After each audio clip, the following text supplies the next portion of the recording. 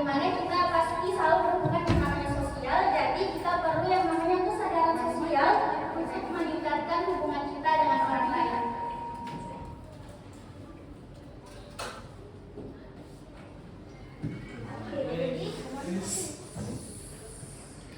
Baik,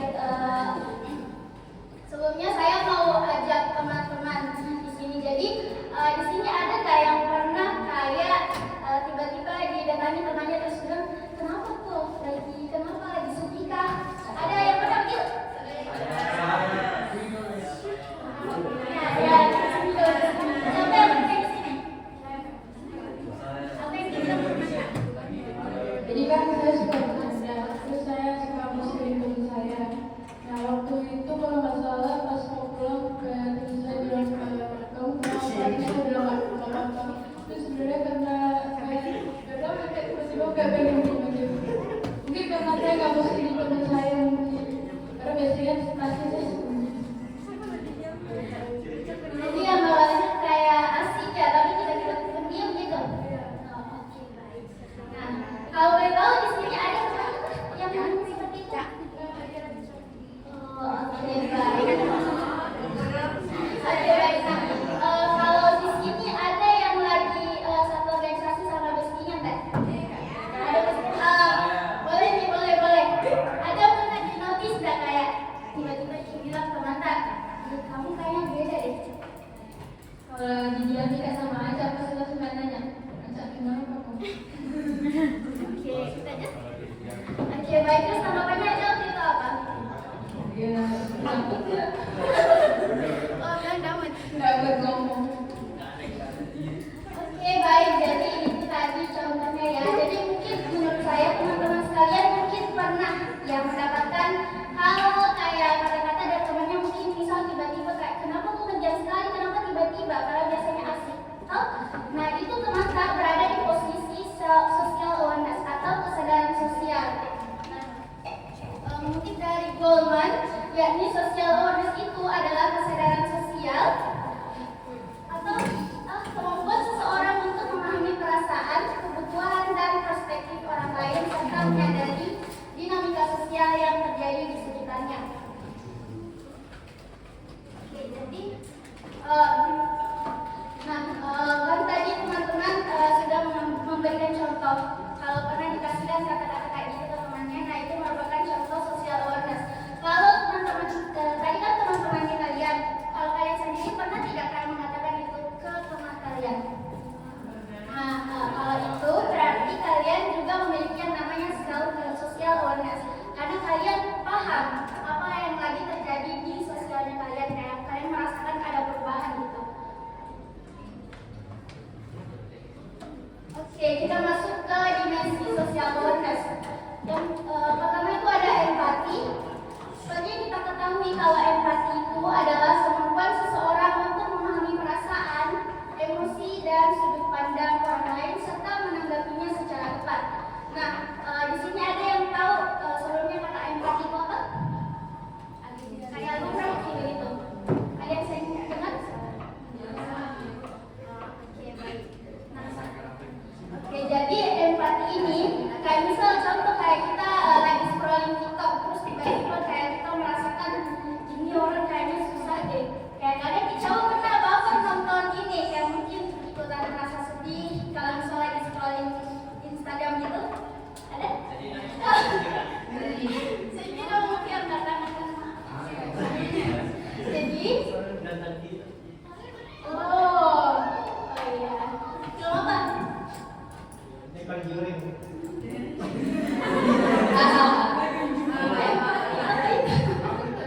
Oke, baik. Nah, jadi kalau misal yang sedih-sedih ada nggak yang kayak pernah ikut nangis mungkin kayak sampai dirasa ada? Nah, oke, baik. Jadi ternyata teman-teman empati itu tidak semena-mena kita cuma ikut sedih saja. Bukan kayak gara-gara kita kasihan, bukan karena kita mau dimenangkan, tapi karena kita ikut merasakan kayak paham sih posisinya itu orang. Jadi ketika kita merasakan yang namanya kesedihan itu karena kita memposisikan diri. Apa di pikirannya kalian ketika nangis di waktu itu?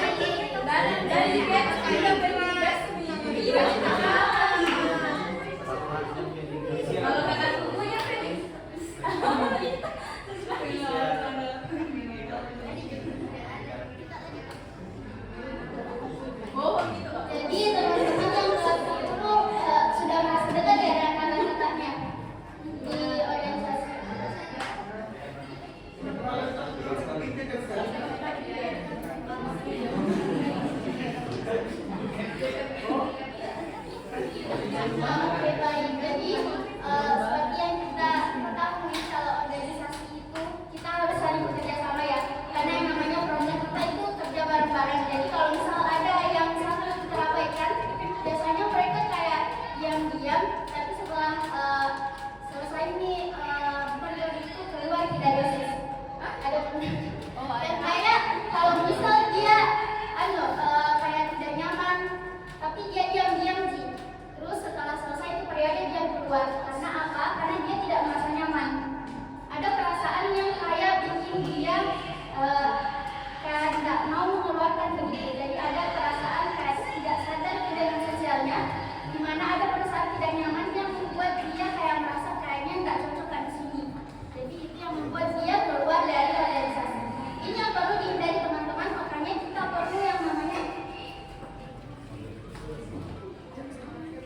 Makanya kita perlu yang namanya kesadaran tentang sosialnya kita, bagaimana kebersamaannya kita. Kalau misal kita menotis, karena tadi katanya teman-teman di sini sudah mempunyai social awareness atau kayak paham kondisi seseorang.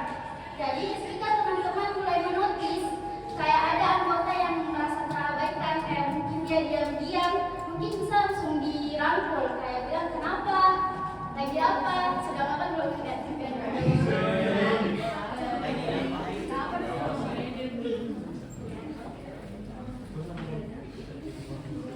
Berikutnya ada service orientation. Jadi ini adalah kecenderungan untuk membantu orang lain, memberikan pelayanan positif terbaik dan berkontribusi positif. Nah, seperti yang sudah saya jelaskan tadi, kalau kita di sini semuanya bersaudara. Kalau misal di dalam organisasi itu kita benar-benar merasa kayak kita yang di dalam, dimana kalau memang ada yang merasa tersisihkan dari organisasi itu, kita perlu merangkul. Kalau misal ada teman-teman yang kayak tidak merangkul, atau ada yang pernah merasa tersisihkan di organisasinya sendiri, ada nggak? Jadi kalau misal katanya aman ya, tapi kalau misal kalian menotis ada teman-teman mungkin yang tiba-tiba introvert, kita sebutnya apa? Extrovert atau introvert?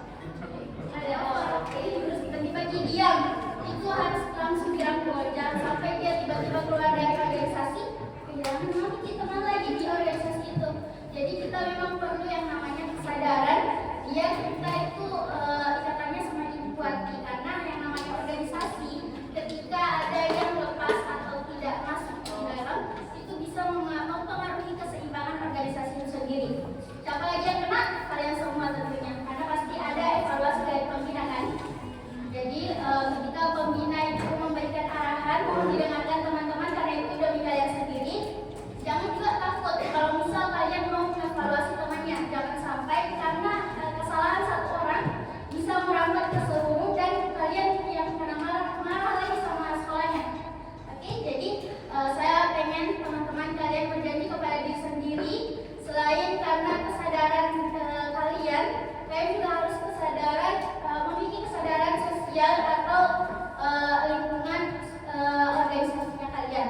Jadi ketika itu tidak ada lagi, lebih baik mungkin kalian kalau misal berefek, lebih baik memang tidak sama sekali masuk ke tempat yang memang kalian sudah tidak nyaman. Kalau misal kalian tidak nyaman, lebih baik jangan bergabung, karena bisa saja karena ketidaknyamanannya kalian itu mempengaruhi progresnya kalian, itu juga bisa mempengaruhi organisasinya kalian. Sampai sini paham teman-teman?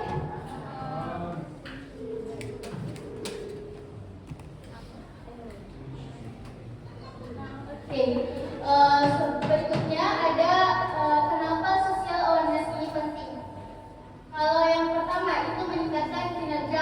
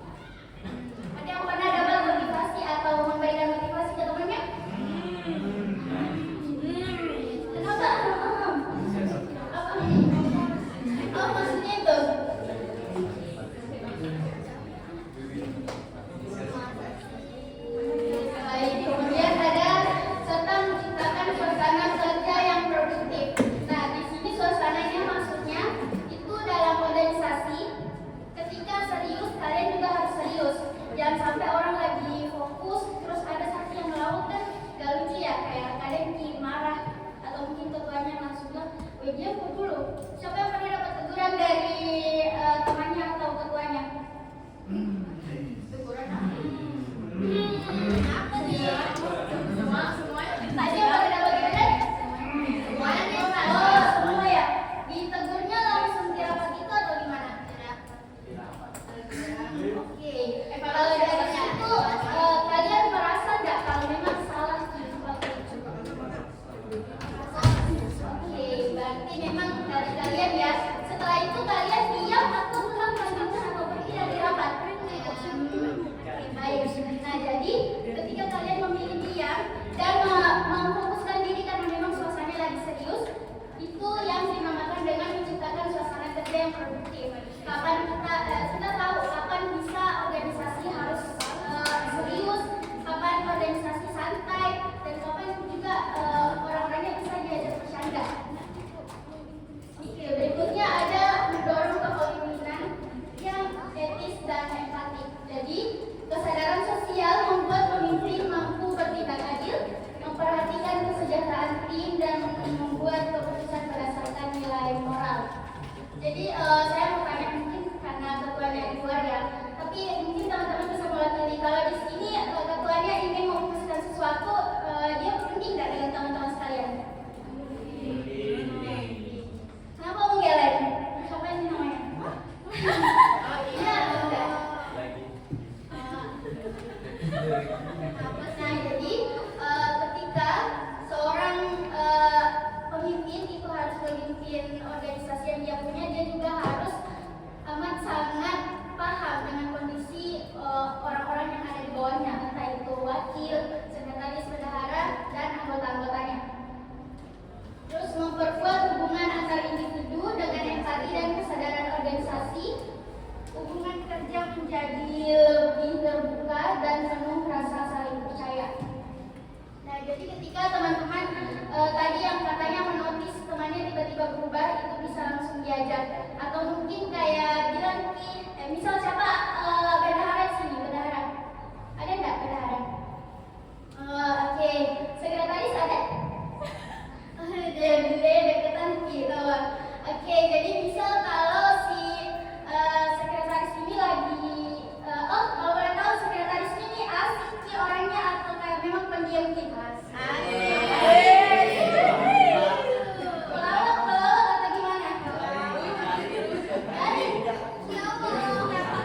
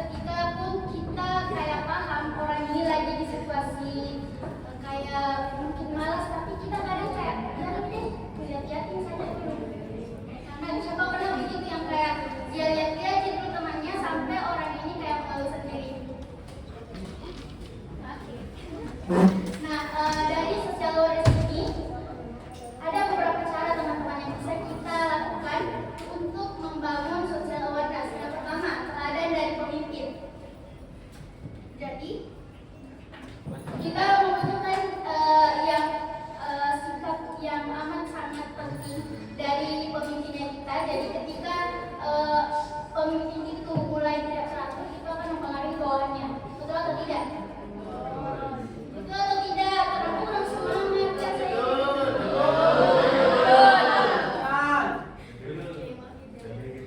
Jadi kalau misal ketuanya kita kadang malas-malasan, kita pasti juga kadang kayak malas kita untuk merespon karena ya udah ngapain, kayak kita mau sendiri, kenapa bukan ketua tak ikut serta begitu. Nah itu biasanya membuat rasa kita untuk berkontribusi dalam suatu proker atau organisasi itu menjadi kurang. Kemudian ada pelatihan dan kegiatan sosial. Jadi nah di sini ada pelatihan, teman-temannya sudah mendapatkan pelatihan OSIS dan LDK sudah. Baik, nah jadi LDK itu sangat penting teman-teman, karena selain kalian mungkin kalian tanpa sadar kayak kadang kita LDK kan, tapi kita tuh yang memang di dalam di organisasi itu artinya kalian dikhususkan oleh sekolah itu sendiri, karena memang kalian ini merupakan organisasi yang amat sangat penting di sekolah, sekaligus juga menjadi teladan bagi teman-temannya kalian. Jadi kalau misal ada anggota OSIS yang bermasalah, itu biasanya OSISnya yang langsung kayak dapat langsung evaluasi. Ya, evaluasi benar. Nah jadi ketika ada pernah di sini tak anak organisasi yang bermasalah? Tak pernah nih? Baik. Nah, karena memang semestinya begitu teman-teman. Ketika kita masuk ke organisasi yang namanya organisasi siswa intrasekolah, jadi itu kita bebannya lebih banyak dibanding teman-teman lainnya. Karena selain kita mengerjakan proker untuk sekolah itu sendiri, kita juga harus menjadi gambaran atau cerminan bagi teman-temannya kita. Oke. Di sini teman-teman sudah merasa belum kalau kalian ini bisa jadi gambaran untuk teman-temannya kalian di luar organisasi? Ada yang percaya diri banget? Ada enggak?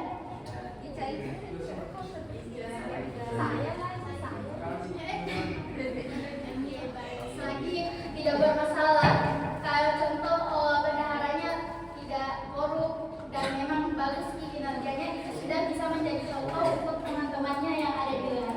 Oke, jadi itu tidak semata-mata kayak kita harus sesempurna itu, tapi karena sekecil itu, dimana memang uang harus dijaga banyak, dan ketika uang itu harus diatur menggunakan skill tertentu.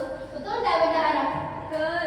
Oke, baik. Jadi ketika kita tidak punya skill itu bisa saja salah hitung atau angka skillnya atau mungkin di luar skill. Ya, nah benar. Nah, oke, berikutnya ada refleksi diri dan komunikasi terbuka. Seperti yang sudah dijelaskan teman saya yang di awal Kanisa tadi, jadi kita perlu teman-teman yang melakukan yang namanya komunikasi terbuka. Apabila kita merasakan sesuatu, teman-teman jangan segan ikut berbicara dengan temannya yang lain. Di sini ada nggak yang pernah kayak nggak nyaman tak sama ini, tapi dalam organisasi itu sendiri? Ada yang pernah?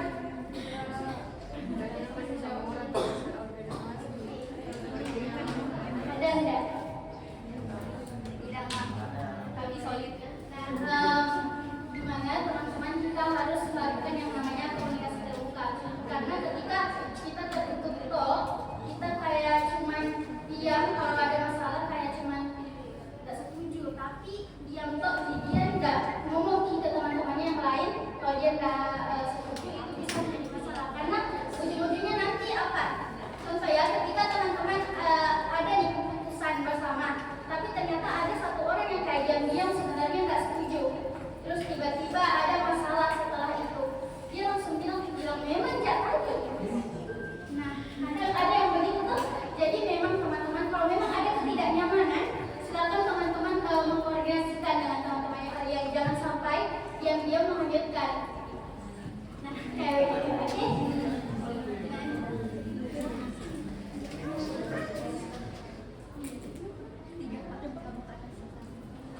Oke, berikutnya ada budaya organisasi yang peduli dan inklusif. Jadi, yang seperti yang saya jelaskan tadi, kalau kita perlu peduli dengan anggota yang lain, jangan sampai ketidakpedulian kita membuat mereka ikutan malas juga dan merasa tidak ada di organisasi itu, padahal sebenarnya mereka bersama-sama tapi kayak jiwanya hilang di antar kemana, kayak pikirannya melayang. Mereka memang bersama tapi pikirannya nggak sama nih, kayak tak sejalan dengan organisasi itu sendiri. Oke, berikutnya ada tantangan menumbuhkan social awareness. Jadi di social awareness ini sangat sulit ketika kita kurang pemahaman terkait empati dan etika. Jadi ketika kita empatinya kurang, itu sangat sulit menumbuhkan yang namanya social awareness. Kayak kita biarkan pergi orang lain diam-diam, kayak memang kita notice tapi kita diam gitu, kayak dapat tanya kenapa Ki, kenapa apa masalahnya gitu. Terus dan kemudian ada etika. Nah, ketika kita tidak memiliki etika, itu bisa saja sangat sulit menumbuhkan yang namanya social awareness. Terus ada yang kedua, perbedaan latar belakang dan nilai individu. Nah, nilai individu di sini maksudnya ketika kita memiliki perbedaan yang sama dengan nilai, dan mungkin si A mengatakan menurutku bisa dibegini, kalau si B mengatakan kayaknya nggak boleh deh. Nah, jadi ketika ada perbedaan nilai yang dimiliki oleh individu, itu bisa saja bertabrakan, karena ketika contoh mungkin si ketuanya pusing kayak dia memilih ini, tetapi si wakil itu memilihnya yang sebelah sini, jadi kayak nggak sejalan Ki. Biasanya itu langsung Ki kayak di masalahnya itu dicerita Ki di luar dari organisasi itu, kayak langsung Ki bilang setuju saya kalau ketua begini karena begini jadi lagi gosip setengah jam. Oke, berikutnya ada gaya kepemimpinan yang kaku dan otoriter. Kalau boleh tahu ketua OSIS-nya kalian otoriter nggak? Kayak dia kaku nggak dalam memimpin kalian? Jadi semuanya berjalan lancar ya? Ada yang mengatakan kaku? Bertanya kakak. Kaku itu maksudnya dia beneran kita dipandu ke kaku ya, kaku bukan kakut, kaku sikap, oke. Dan otoriter, kalian merasa nggak kalau kayak ketuanya kalian otoriter, kayak dia mau menang sendiri atau enggak?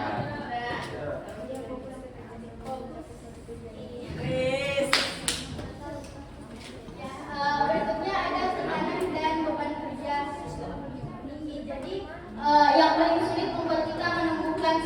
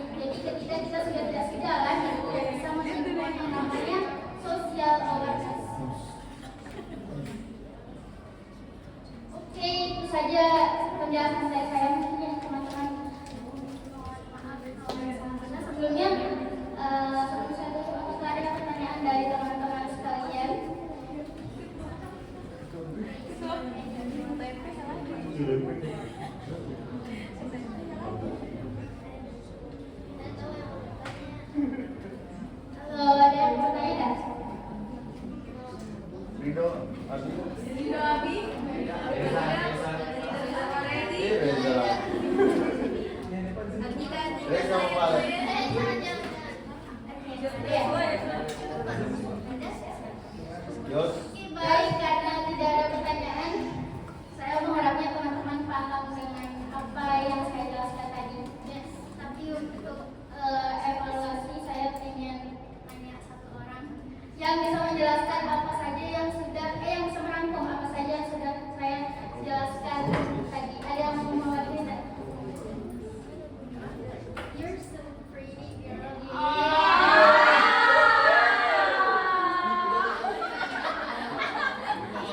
Intinya sosial awareness itu adalah kesadaran sosial. Siapa namanya ini? Ada yang tahu? Saya.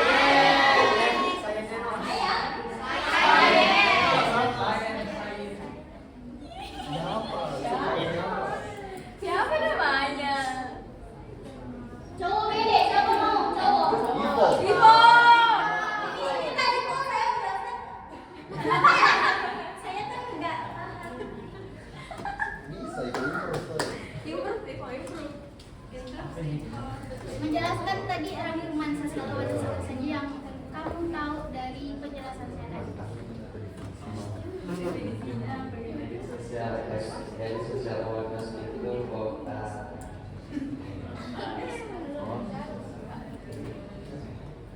jadi pemahaman kita terhadap lingkungan sekitar, bagaimana caranya kita memahami satu sama lain agar kita bisa bekerja sama seperti, dan itu yang mendukung tadi seperti contohnya keterbukaan antara anggota, jadi kita saling mengumpulkan, kita saling terbuka satu sama lain agar kita bisa menjalin komunikasi yang baik.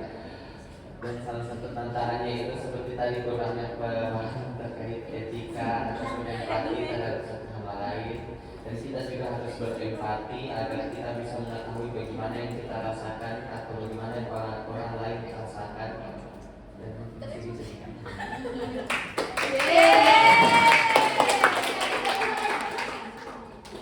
Namanya siapa? Info. Ivo. Nasi. Oh, oke, baik. Ini jawaban dua ya. Apakah saya harus?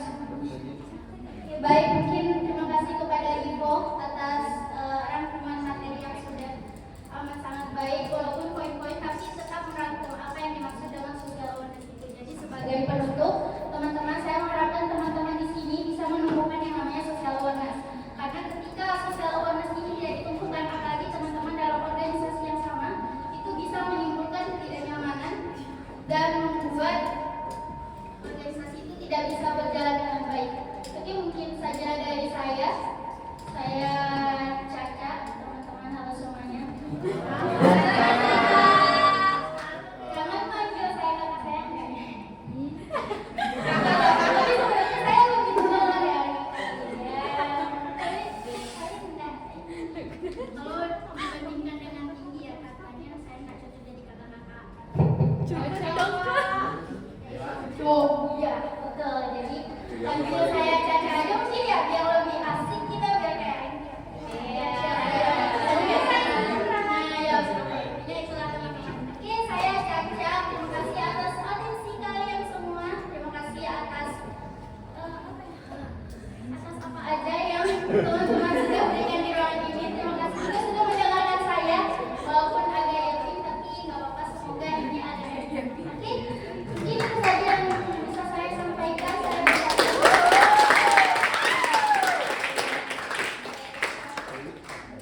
Oke, terima kasih Caca atas materi yang insightful banget nih. Yuk kita apresiasi kalian itu dalam tepuk tangannya.